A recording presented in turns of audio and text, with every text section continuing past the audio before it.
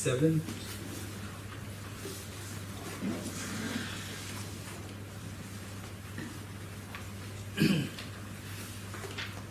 The first mantra. Om ye dharma hetu prabhava hetum tesham tatagato yavatat tesham chayo nirodha evam vati mahashramanaye svaha. Om ye dharma hetum tesham tatagato yavatat tesham chayo nirodha evam vati mahashramanaye svaha. Om ye dharma hetu prabhava hetum tesham tathagato yavatat tesham chayo nirodha evam vati mahashramanaye svaha. The meaning of the mantra. All phenomena arise from causes. The causes are taught by the Tathagata. The cessation of causes as well as taught by the great seer. I go for refuge until I'm enlightened to the Buddha, the Dharma, the Sangha. By my accumulations of the practice of giving and so forth, may I become a Buddha to benefit all sentient beings. I go for refuge until I'm enlightened to the Buddha, the Dharma, the Sangha. By my accumulations of practice of giving and so forth, may I become a Buddha to benefit all sentient beings. I go for refuge until I'm enlightened to the Buddha, the Dharma, the Sangha. By my accumulations of practice of giving and so forth, may I become a Buddha to benefit all sentient beings. Heart Sutra Mantra. Page 17. Deyata Om Gati Gati Paragati Parasangati Bodhiswatyata Om Gati Gati Paragati Parasangati Bodhiswatyata Om Gati Gati Paragati Parasangati Bodhiswatyata Om Gati Gati Paragati Parasangati Bodhiswaha.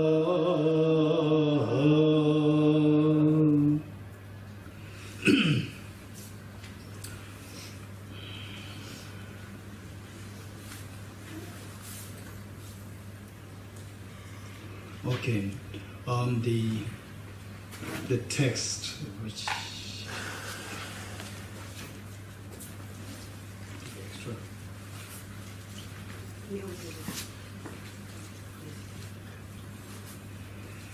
okay, so what we're doing is we're doing the chapter 24.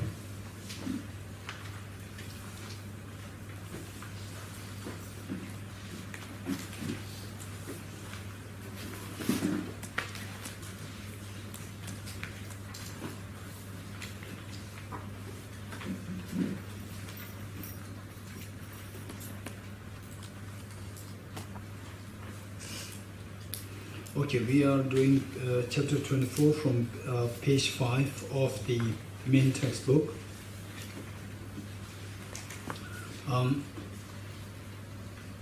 This text, fundamental wisdom of the middle way, fundamental wisdom of the middle way.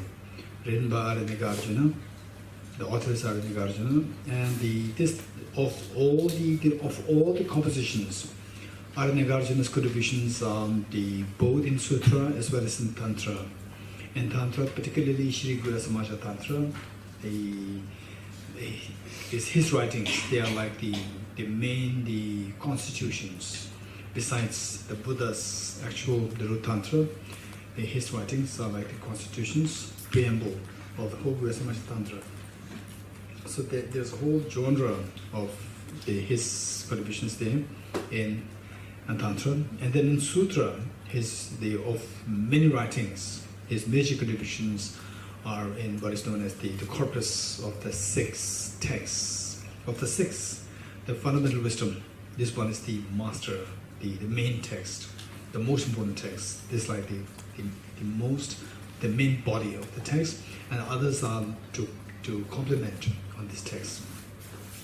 And the author of the text, we have to know that he's revered as the second Buddha.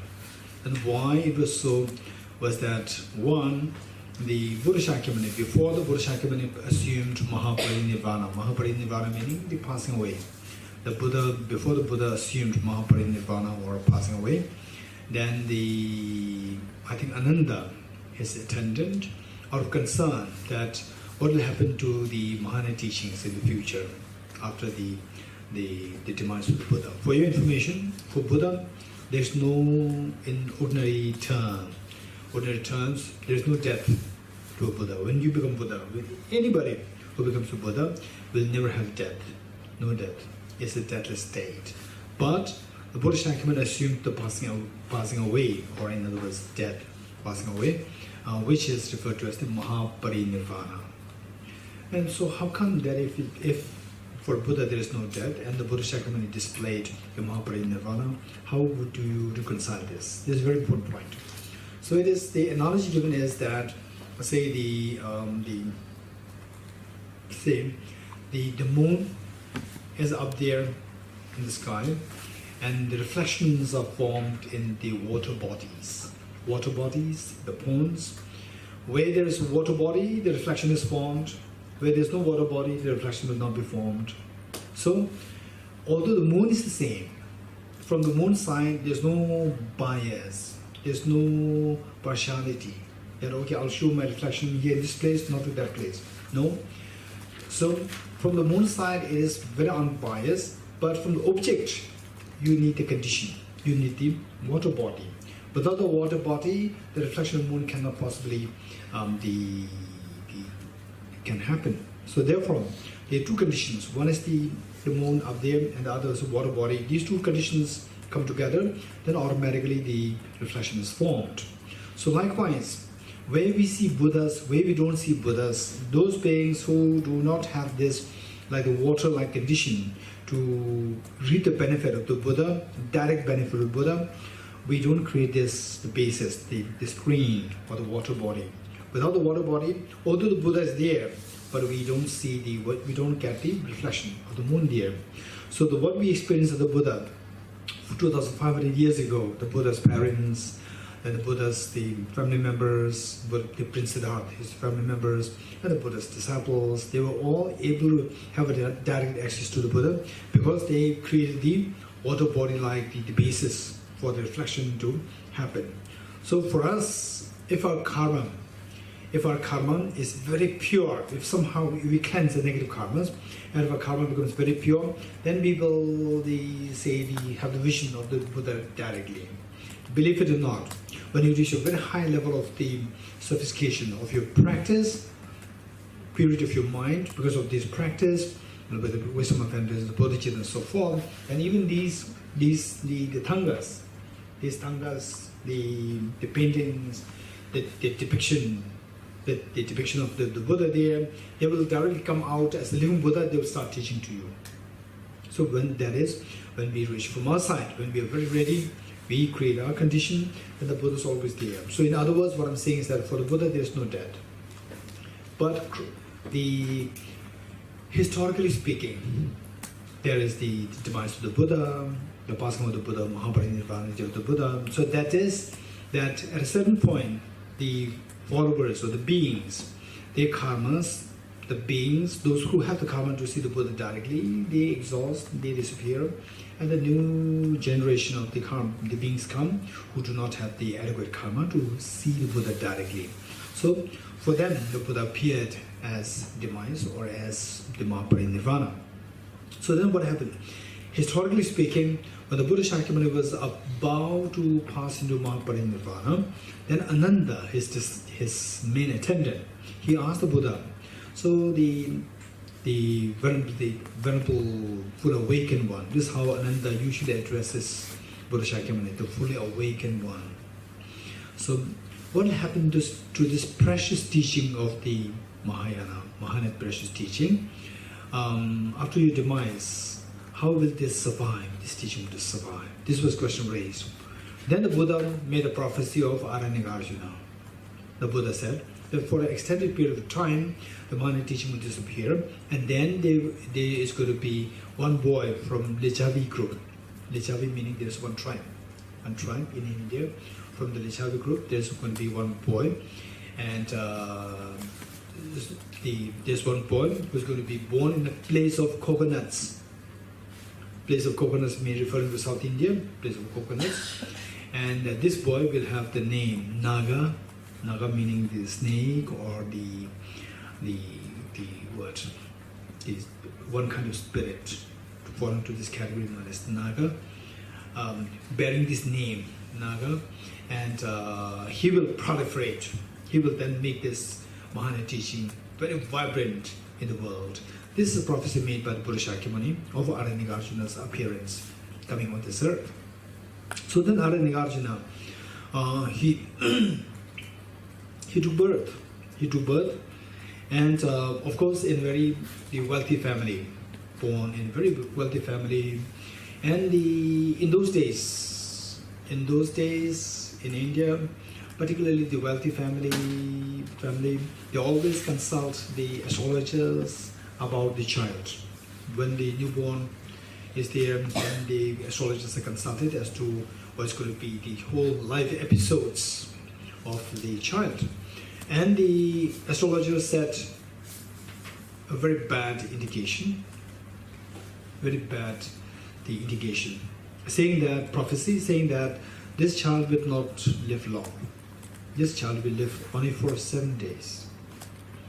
And then what can we do to extend his life? Then he said that if you engage in generosity towards the monks, nuns, and so forth, and to Buddha, Dharma, and Sangha, generate the generosity to this extent of time, this extent of the wealth, then his life can expand it to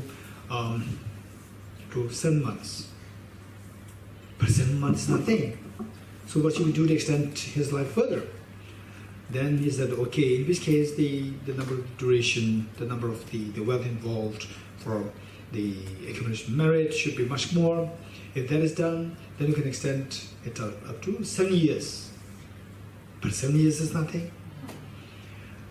Then the astrologer said, we can't do anything beyond this point. Beyond this point, we can't do anything. That is the longevity of this child, the maximum longevity of this child.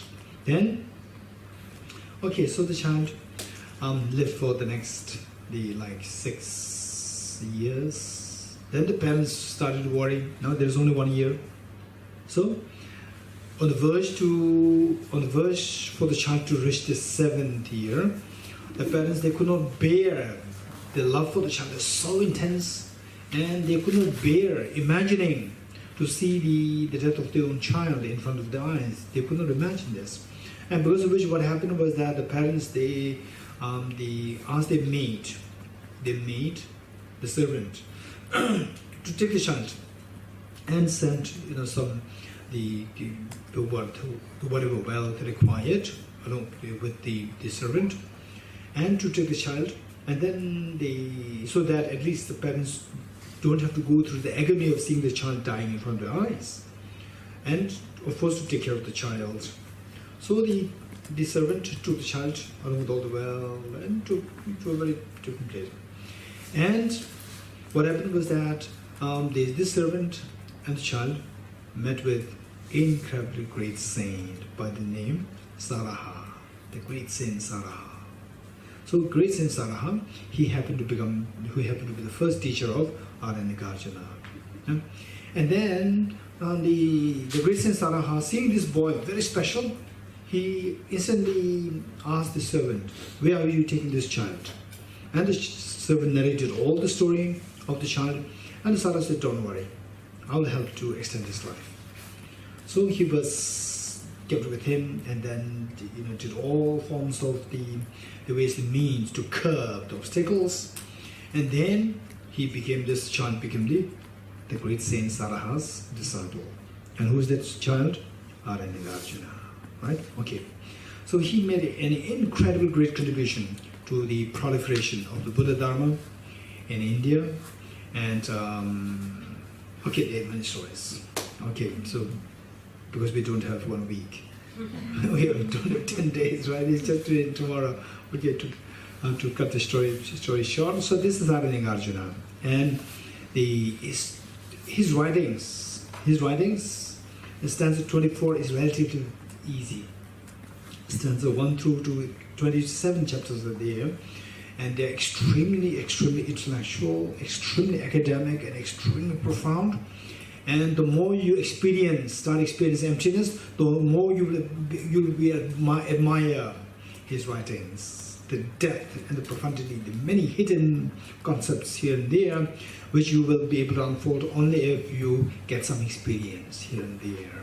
Every time you get more experience, then you readers, you will unravel many of the hidden nuances of the philosophy that is amazingly profound. Okay, so we are very fortunate that we are studying this text, of course, only chapter 4 and chapter 4. So this is going to be we give you like a big picture of the philosophy and also the purpose, the consequences, and the significance and so forth of the practice of wisdom and emptiness. So for this, what we need to know following things, because this is also, it says examination. The title of the chapter is examination of the Four Noble Truths. It doesn't mean it's going to explain Four Noble Truths. The Aranyakajana takes for granted that every one of us, we understand what Four Noble Truths are, right? He's going to examine if the Four Noble Truths are like dream or objectively real, right? Okay, say we're going to explore if Dambashi is going to is objectively real or subjectively real. This is what we're going to explore. Do you understand what I'm saying? Here, follow me. We're going to explore what? We're going to explore if Dambashi is objectively real or subjectively real. This is what we're going to explore. What are we going to explore? No, Shah. No, what I said, if Dambashi is going to be objectively real or subjectively real. You understood? What is Dambashi? Oh. Very good. What is Dambashi, right? Without knowing what Dambashi is, impossible. There's no basis for us to explore whether it is objectively or subjectively real. You getting it? So Dambashi is what Shah said is the Four Noble Truths in Tibetan. So likewise, without understanding what the Four Noble Truths are, there's no basis for us to go through this test, right? If somebody came with the belief that, okay, I'm so lucky, right? So there's going to be examination of Four Noble Truths, so we're going to study the Four Noble Truths. It's a wrong calculation. You have to come with already a very thorough knowledge of what the Four Noble Truths are, right? And then, knowing what the Four Noble Truths are, then the question arises, these Four Noble Truths which you know, do they exist objectively or they exist like a dream? This is analysis that we're going to do here. You getting it? Okay, but don't worry. If you have come with the expectation that he's going to explain Four Noble Truths, don't worry, I'll explain it. Right? Okay, generally speaking, I'm very generous.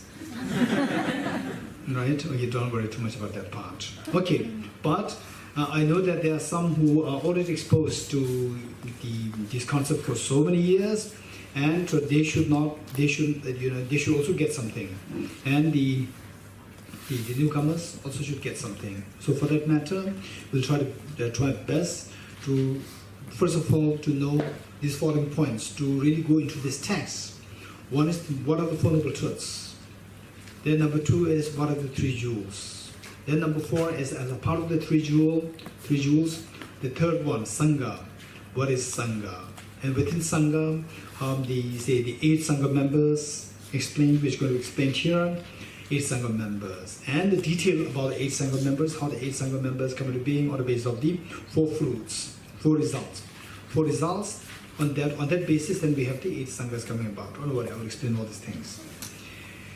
Then what is Dharma, what is non-Dharma. Then the conventionality in general, how the conventionalities of the world to be followed. Okay, so these are things that we need to have as a foundation in order to go through the text. If you don't know these points, then there's no point, because the author wrote this text, particularly chapter 24, for the target audience, the target audience who are taken for granted that they know these points so well. Okay, first, the Four Noble Truths. The Four Noble Truths. Okay, first, the truth of suffering, truth of cause of suffering. Okay, so we see that there are 2 things. There are 2 things. That is that what we like and what we dislike. The first 2 truths, they tell us what we dislike. Truth number 3 and truth number 4, they tell us what we want. You getting it? So there are 2 things, what we want and what we don't like. What we don't like is suffering. So the suffering, if you don't like the suffering, how should we get rid of the suffering? Right? Okay, I remember asking this question in, what is that place? Monash. Yes, we asked this question there. Okay, I asked the question that I'm living on the 3rd floor. On the 3rd floor in Delhi, no rain, no underground water, and yet my house is so wet, damp, and so much of moisture, and it affects my body health so badly. So I asked, what do you do? How can you help me? And some people say that move the house, and some people say that you seek a helper to always clean your house, make it dry, right? Where it is wet, just make it dry. Number 2. And then some people say what? Remember? Use a dehumidifier. Okay, some people say that buy a dehumidifier. Right? Okay. So practically speaking, this is a very simple example, yet on the basis of this, you will understand how practical, how realistic the Buddha's teaching is. If you know that this house is not on the ground, it's not a ground floor. It's a ground floor or basement, then understandable, the water can come from the earth. But this is not the ground floor, which means that the water from the ground coming up is ruled out. And then that there is no rain shower, if there's rain shower in Delhi, you're very lucky, right? So we crave for rain shower, there's no rain shower, which means that from this rain shower, the moisture coming is ruled out. Then, okay, now move the house. To move the house, to be very practical, let's see. Move the house, it may cost you so much of money, 1. Then number 2, to seek a helper. Seek a helper, even the helper can become sick. Even the helper may not come sometimes, may have some urgent things to do. It's also not practical. Then to buy a dehumidifier, again dehumidifier, also a machine, it can also go wrong. Again you have to, the extra work. Right? So a wise person, because there's no basis for the water to come like this. If there's something, it must be coming from leakage. First the person will do what? The person will try to locate where this moisture is coming from where it is coming. Then seeing that there's leakage happening from the pipe, fix the leakage with 1 shekel glue. Fix the leakage, finish. You don't have to move the house. You don't have to buy a dehumidifier, which is so expensive and maintenance. You don't have to hire a helper, right? So just look for the cause and eradicate the cause, and the problem is over. So likewise, the the Four Noble Truths. The first truth is the suffering that we're going through. The first truth of suffering. Truth of suffering is what we go through, and if you don't want this, we have to track the cause. Number two is the cause of suffering. The truth of the cause of suffering, or the truth of the origin of the suffering. Okay. If you know these two things so well, then by cutting the cause, you will have the suffering come to an end. That is truth number third. What is the third truth? Truth of cessation of suffering. So your suffering will come to an end. That is the truth of cessation of suffering. Okay, it's amazing. This is what I'm seeking, truth of cessation of suffering. And the truth of cessation of suffering can be understood on various levels. To a very simple understanding that your suffering will come to an end, very simple, to the very sophisticated understanding of in the experience of emptiness, then your problems will come to an end. In experience, only related to the experience, direct experience of emptiness, your problems will come to an end. Very sophisticated explanation, right? And of the two, without understanding the second, you will not understand the actual meaning of nirvana, right? This is the truth of the cessation of suffering. So to have to experience such a wonderful the freedom from the suffering, right? How can I get it? How can I get to this level? It is by the fourth truth, truth of the path leading to the cessation. So this is what we have to know. In this relation, what I'd like to also share with you is what is known as the 12 repetitions. 12 repetitions, the teaching of the 12 repetitions of the Four Noble Truths. The teaching of the 12 repetitions of the Four Noble Truths. So, the teaching on the 12 repetitions of the Four Noble Truths to be broken down into 3 sets. 3 sets. 3 sets, then each set will have how many repetitions? 3 into 3 is 9. Terrible mathematics. Okay, so each set will have how many? 4. Okay, 4, 3 into 12. Yes?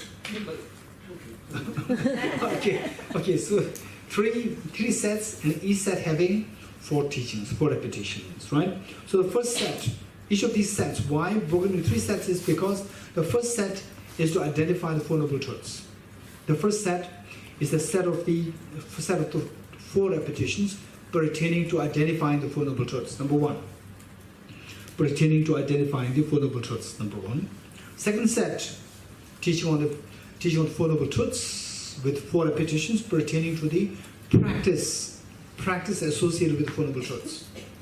Number 1 is identification. Number 2 is the practice. Then number 3 is the teaching of the Four Noble Truths of the 4 rounds of the 4 repetitions pertaining to the results of practicing, results of the practice of the Four Noble Truths. Okay, let me say this again. Yes? Yes, I'm going to say this again. The first one is the teaching on the Four Noble teaching, the 4-round teaching of the Four Noble Truths pertaining to the identification. The first one is okay, 4 rounds meaning the 4 repetitions. Okay, I'll tell what is 4 repetitions, right? First one is 4 repetitions of the teaching on Four Noble Truths pertaining to the identification of the Four Noble Truths. Number 1. 3 repetitions. Huh? 3 repetitions from 4. 4 into 3 is 12. First one is identification of the Four Noble Truths, number 1. Number 2 is with the practice associated with the Four Noble Truths. Number 2. Practice associated with the Four Noble Truths. Number 3. Pertaining to the results associated with the practice of the Four Noble Truths. Number 1 is identification of the Four Noble Truths. Number 2 is the practice associated with the Four Noble Truths. Number 3 is the results of the practice of the Four Noble Truths. You getting it? Okay, so this 4 into 3 is 12. These are known as the 12 repetitions or the 12 rounds of the teaching on Four Noble Truths. Okay, first one. What is the first set? Pertaining to the identification of the Four Noble Truths. So here the Buddha said very simply, Buddha said, this is the truth of suffering. This is the truth of cause of suffering. This is the truth of the cessation of suffering. This is the truth of the path leading to cessation. Just identify what the Four Noble Truths are. The first, this is known as the 4 rounds. 4 rounds meaning the say